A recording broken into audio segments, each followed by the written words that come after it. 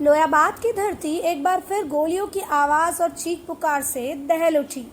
धनबाद के कोयलांचल में अवैध कोयला कारोबार और आउटसोर्सिंग कंपनियों में वर्चस्व की जंग अब खूनी संघर्ष का रूप ले चुकी है। ताज़ा मामला लोयाबाद थाना क्षेत्र का है, जहां आजसू पार्टी की महिला नेत्री रजनी देवी और ग्रामीणों पर जानलेवा हमला किए जाने का आरोप लगा है।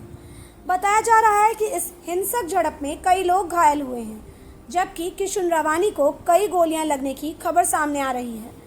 इलाके में दहशत का माहौल है और कई अन्य लोगों के भी घायल होने की आशंका जताई जा रही है। जानकारी के मुताबिक बांसजोड़ा निवासी आजसू नेत्री रजनी देवी ने लोयाबाद थाने में इलाके में चल रहे अवैध कोयला कारोबार के खिलाफ लिखित शिकायत दर्ज कराई थी, लेकिन आरोप है कि शिकायत देकर जैसे ही वो अपने समर्थकों के साथ वापस लौटी, तभी अवैध कारोबार से जुड़े सिंडिकेट के लोगों ने उन पर हमला बोल दिया। लाठी, डंडे और हथियारों से हुए इस हमले में कई लोग बुरी तरह घायल हो गए।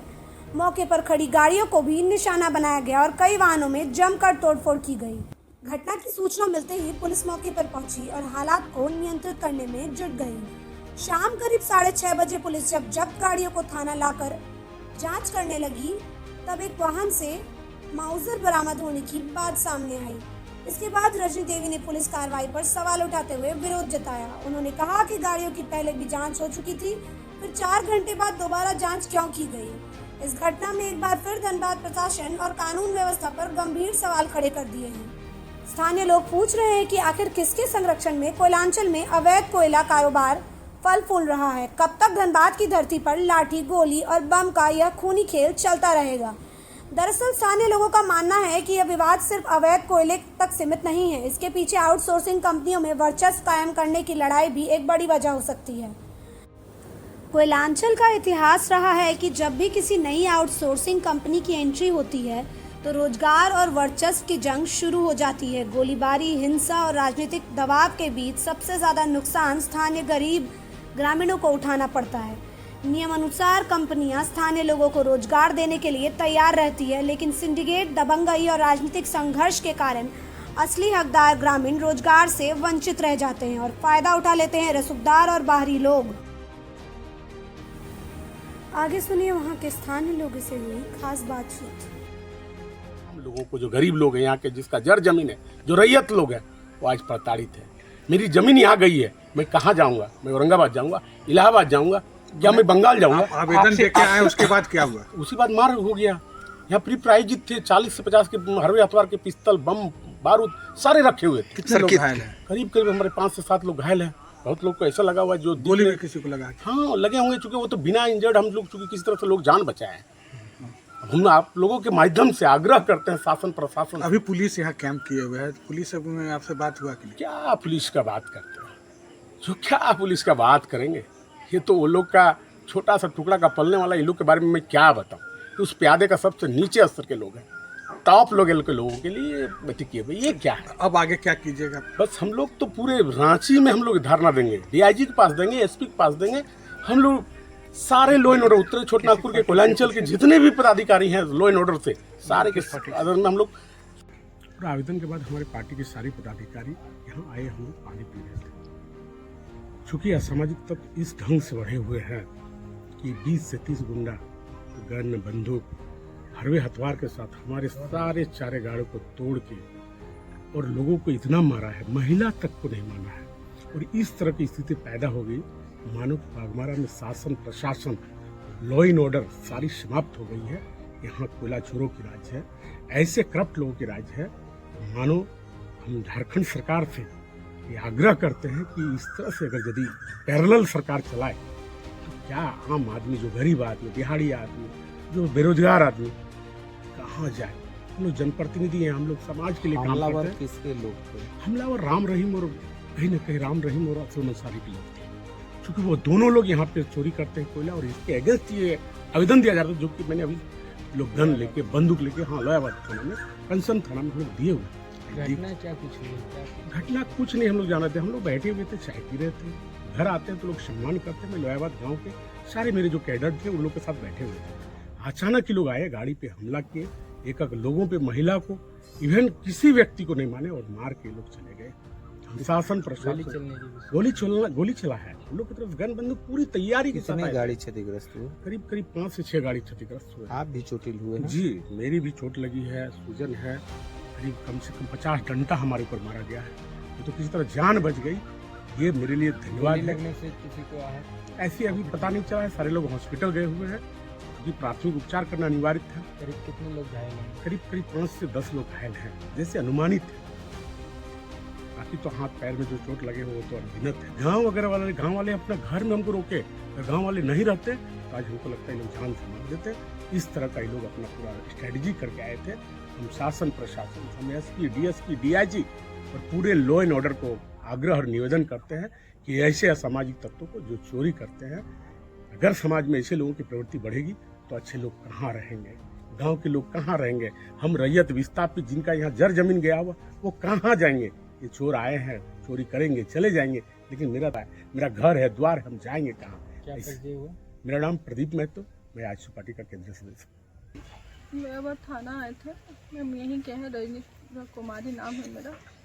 हम थाना आए हुए थे कोयला चोरी का लेके लेटर आवेदन दिए, सर यहाँ पे कोयला चोरी होता है।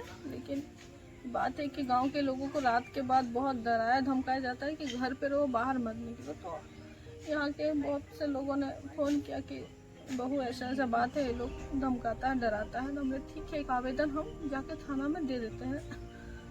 तो चूँकि पार्टी का प्रोग्राम था धनबाद में, तो पार्टी के कुछ लोग आए थे, भैया लोग, तो वो लोग बोले कि दीदी हम लोग भी आ रहे हैं। ठीक है आइए। तो थाना में आवेदन देने के बाद पार्टी के अधिकतर वो लोग महतो ही थे, तो वो लोग के रिश्तेदार हैं यहाँ पे, तो वो लोग बोले चलिए दीदी लोग से मिल लेते हैं, पानी वानी पी के जाएंगे। बोले ठीक है चलिए। आए हम लोग यहीं बैठे थे, तब तक बातचीत हो ही रहा था, पानी वानी पिए रहे थे। तब तक वहाँ 200-250 संख्या में मुंह बांध के उसमें 2-4 महिलाएं भी थी। आके पूरा हमको तो पहले वो लोग नोचा चोथी शुरू कर दिया। वहाँ गली में घुस आके साड़ी वाड़ी एकदम मतलब रेप करने की कोशिश जैसे होता है ना, रेप करने का डंडे से भी पूरा मारा गया है। हॉस्पिटल जाएगा तो पता चलेगा। कहीं इधर चोट के भी दिख रहे हैं। इधर भी चोट है और रेप करने का भी कोशिश किया। 2-4 जो लड़के थे, अंकिया, सिब्लू, मिथुन, कुंदन सिंह, और मैं याद करके बताऊंगी, ये लोग लड़के लोग मेरा साड़ी वाड़ी पूरा खींचने लगे और रेप करने का कोशिश करने लगे। लेकिन वो चाची दीदी लोग तो किसी तरह से बचा के घुसाई, मारे भी हमको। उसके बाद वो लोग पूरा गाड़ी वाड़ी तोड़ ताड़ के फायरिंग भी किए उधर से पूरा। कई लोगों को, मेरे ही साथी जो भाई लोग आए हुए थे, उन लोगों का सर फट गया, किसी को गोली लग गया है। और एकदम गांव के बीच में घुस के उन लोगों ने ताबड़तोड़, राजकुमार महतो, असलम मंसूरी, कांग्रेस के ये लोग हैं, जिला महासचिव दोनों, ये लोग की इतने गुंडे थे, यहाँ आए कोयला चोरी का विरोध करने। मात्र एक हम लेटर दिए थे कि सर आप लोग संज्ञान में लीजिए, रात को स्पॉट गाड़ी भेजिए, क्योंकि बंद जो गड़ेरिया साइडिंग 10 सालों से बंद है, वहाँ पे कोयला डंप होता है। बस एक आवेदन दे के हम आई थे और लोग पूरा फुल प्लान करके रखा हुआ था, पूरा एकदम मार पीट करके गाड़ी वाड़ी चूर के। बहुत लोगों का सर वर भी फटा है, सब अभी इधर उधर है। आगे क्या अभी आपका? क्या कुछ हो रहा है प्रशासन की ओर? प्रशासन की तरफ से पता नहीं क्या हो रहा है, हमको तो कुछ समझ में नहीं आ रहा। इधर खड़े उधर खड़े हैं, कुछ कर ही नहीं रहे हैं। वो लोग दिन ब दिन, उन लोगों का मन बढ़ता जा रहा है।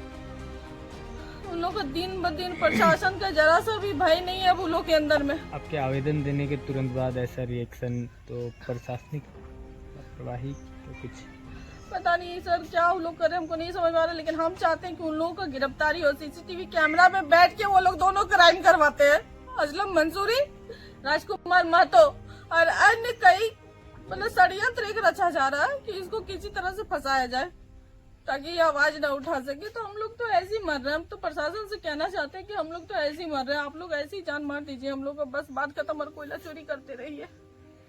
अभी किस पद पर है? अब ये माजू पार्टी में किसी पद पे नहीं है।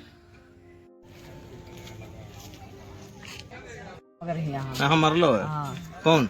ये ओकरे पार्टी का आदमी में छाया में बैठल थे, ऐसे हो बैठते हैं हम लोग छाया में। तो हम लोग को पता नहीं थे, वो लोग मेहमान तरह आया, और लोग मेहमान अपना यहाँ अगल बगल में था, पानी वानी दिया, कुर्सी उर्सी दिया, तो हम लोग भी बैठले थे। तो ये नहीं जाने कि हम लोग को 100-200 आदमी जो है आके मारपीट करेगा, हम लोग को पता नहीं था ये सब। इतना ही तो बात है। गोली उली भी चली? हाँ गोली उली भी चला। आप लोग के साथ भी मारपीट हुआ? हाँ, हम लोग को तो बहुत आदमी इधर उधर चल गए, हम लोग ज्यादा आदमी ही नहीं थे, उधर से 500 आदमी आ गया, हम लोग ज्यादा आदमी थे नहीं। क्या नाम हुआ आपका? सर लीला देवी। 2 से 3 के आसपास यहीं बरगाछ के पास बैठे हुए थे, है ना। उसी समय रजनी रवानी और उसके कुछ वाचू पार्टी में है, तो उसका कुछ नेता लोग आए थे, गाड़ी 4-5 गाड़ियों के लगभग लेके आए, और हम लोग गांव के लोग कुछ लेडीज वेडीज छोटा बच्चा लोग सब बैठा हुआ था। अचानक वो लोग लाठी डंडा लेकर, राजकुमार असलम का गुंडा लोग लाठी डंडा लेके आया और अचानक सब पे हमला कर दिया, औरत पे, बच्चा पे, गोली भी चलाया। यहाँ पे एक आदमी पे गोली भी लगा, कुछ लोग घायल भी हुए हैं, लेडीज बच्चा किसी को नहीं छोड़ा है। राजकुमार असलम का दबंगई बहुत, प्रशासन सोचता है कि हमको मेरा कुछ बिगाड़ नहीं सकता है, हम अपना दबंगई दिखा के यहाँ के लोगों को डरा धमका के रखेंगे। ऐसा क्यों हुआ है? ऐसा हुआ है कि रजनी देवी से उसका कुछ दिन पहले फेसबुक में उन दोनों का कोयला के लेके कुछ विवाद हुआ था। रजनी देवी का ये गांव है, तो यहाँ आई थी गांव में, ऐसा थोड़ी कि गांव में नहीं आएगी, फिर कोई तरह का मैटर होगा तो लोग अचानक 100-200 संख्या में आया और सब पे हमला कर दिया, दौड़ा के मारने लगा सबको। उसने तो एक लोग को गोली लगाया, कुछ लोग का पता नहीं चल रहा है, 1-2 लोग हॉस्पिटलाइज भी हुआ, सर भी फटा है। अब कुछ लोग, वो लोग क्या नाम है, तो आजसू पार्टी के नेता लोग थे, वो लोग भी पिटाए हैं, गांव के लोगों को भी लगा है। हम चाहते हैं प्रशासन से, हम सूरज कुमार महतो नाम हुआ, हम चाहते हैं कि राजकुमार असलम का गिरफ्तारी हो और उसके लोगों का भी गिरफ्तारी हो। लोकल पार्षद है, उसकी बेटी, उसका बेटा और उसकी वाइफ सब इस झगड़ा में शामिल थे, वो लोग भी यहाँ पे आए थे लड़ाई झगड़ा करने के लिए। एक सेकंड। हाँ, वहाँ से और हम लोग यहाँ खड़े थे और आया और रमेश पुरी का परिवार और उनका बेटी और बेटा आ रहे हैं, पूरा डांग लाठी, और मेरा सास यहाँ बैठी थी। कौन जो पार्षद है रमेश तुरी, उनकी बात कर रहे हैं? हाँ, बैठी थी और पूरा टाना खींचा करने लगी, और देखो मेरा दरवाजा भी टूट गया है यहाँ पर लग गया, यहाँ पर देखो, टाना खींचा में देखो यहाँ पर, और मेरा बूढ़ी सास को भी मार दिया उन लोग। कितना आदमी था? उन लोग 20-25 से ज्यादा था। और कुछ था हाथ में? हाँ, डांग लाठी सब था, तो गोली बंदूक गोली चला, तो गोली भी चला। कितना गोली चला? कितना गोली चला? 5 बार फायरिंग किया उन लोग, 5 बार। देखिए, इन लोग हम आए डिप्टी से, डिप्टी से आके खाना खा रहे थे, इन लोग लाठी चार्ज कर दिया, मेरा माँ, मेरा परिवार लोग, बच्चा आ लोग यहाँ था, उन लोग को बचाने के चक्कर आकर में उन लोग लाठी से मारने लगा, हम गिर गए, और गिर के देखिए हाथ कट गया, देखिए हाथ में कितना खून बह रहा था। कौन लोग था? ये राजकुमार का आदमी था, राजकुमार असलम का।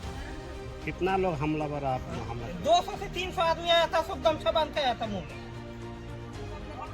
और हाथ में कुछ? हाथ में लाठी था, लाठी बंदूक था।